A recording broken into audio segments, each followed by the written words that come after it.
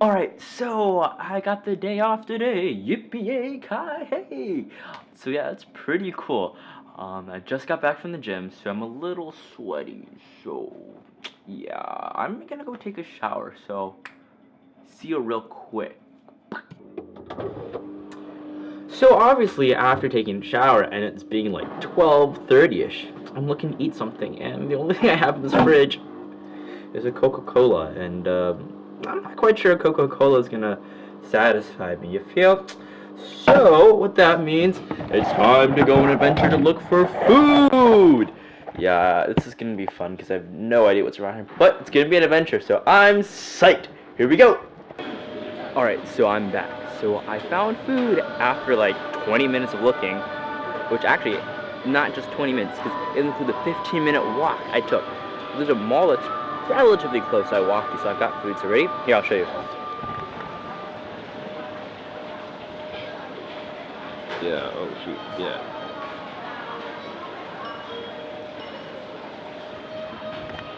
So yeah, relatively simple food, which is good, because I like simple food, but I'm pretty hungry, so I'm gonna eat.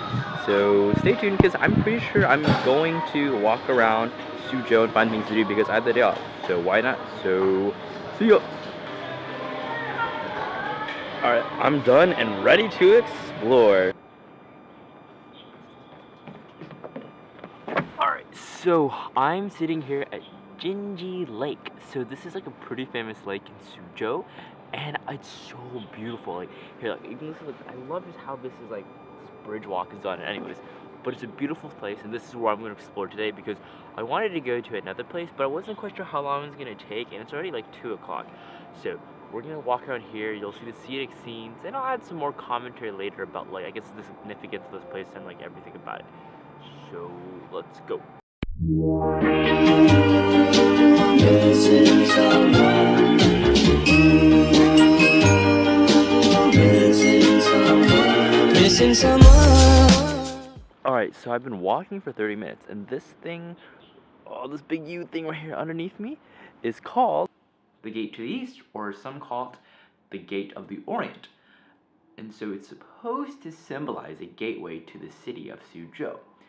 And it's really kind of drawing on this idea from its history.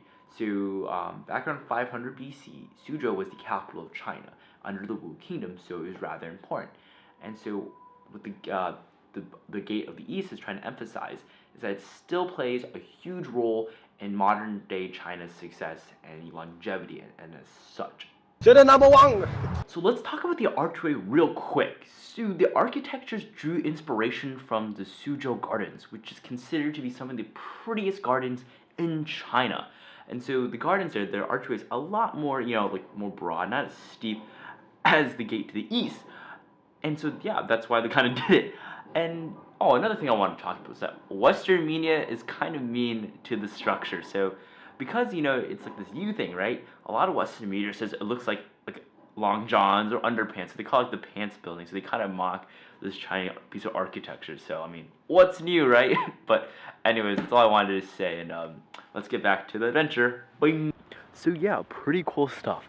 But it's really peaceful out here. And this is a Friday, and I don't know, the serenities I find is amazing. It's so different from like big cities like Beijing, where everything's hustling and bustling, and literally you can just sit here all day and just relax. And I love this.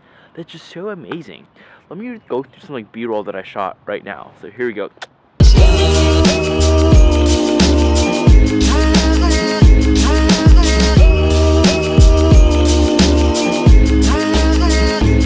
Missing someone.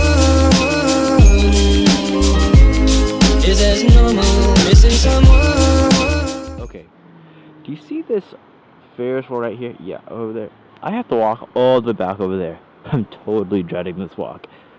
So now I'm walking through like this whole food area thing that you saw earlier. I didn't really say much, but all the buildings, these red buildings, bricks, this is where it's at. On TripAdvisor, fun fact, they say this, you get some of the best views here when you eat because, well, it's by the lake, so obviously you get some really good views.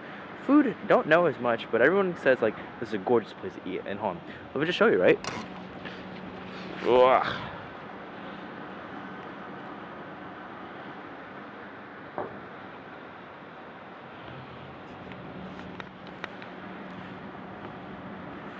So yeah, you can see this kind of brick walled stuff. Very, I don't know, I get very like European vibes from it, but it's interesting, very cool, obviously.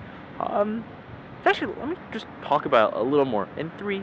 Yeah, 3, 2, 1.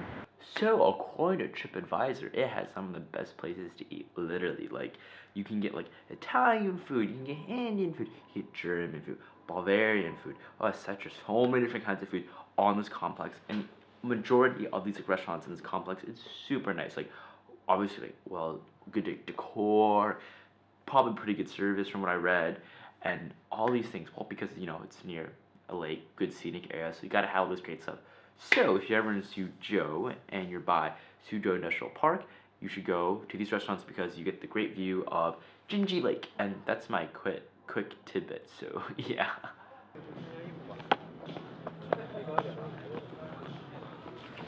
So like you just saw this clip of like these people holding these reflectors and stuff. So there was a lot of people that day doing photo shoots and whatnot. Like I saw a couple of people doing I think engagement photos because they were a wedding. I'm not definitely not wedding, like maybe engagement or stuff like that. Because they're wearing wedding dresses and like guys were wearing suits and stuff. So it was cool to see that. Definitely is a really good scenic spot. And fun fact, taking pictures on a cloudy day actually isn't a bad thing because then like the sunlight is actually much not as harsh. You know what I'm saying? So you get nice even lighting.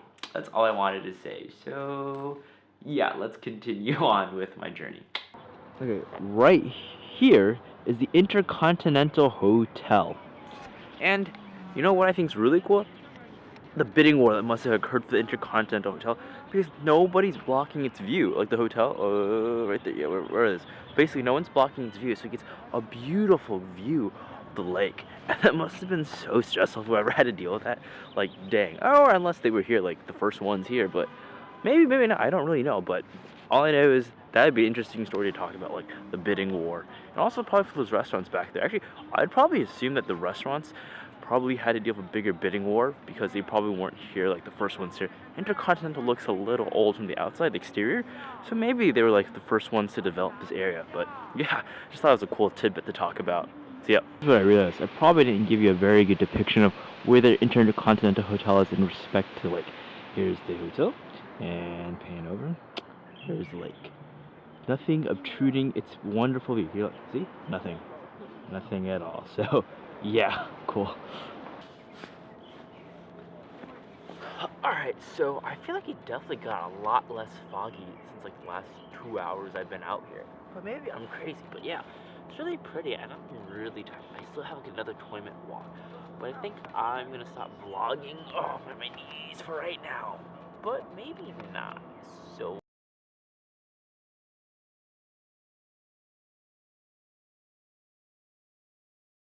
Peace out, Mocktography.